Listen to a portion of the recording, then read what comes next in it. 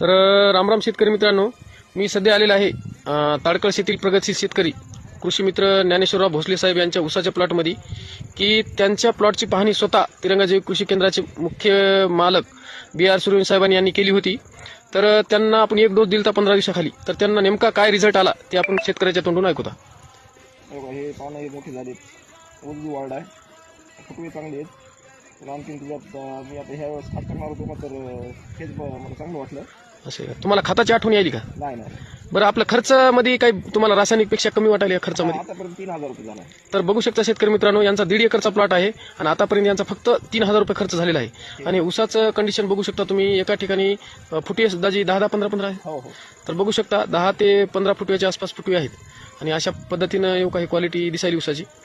तर तुम्हाला रिझल्ट समाधानकारक वाटायला का? हा रिझल्ट आला. पण दुसरं इथून पुढे आता तुम्ही रासायनिक खत वापरणार? नाही अजिबात नाही? नाही. ठीक आहे. तर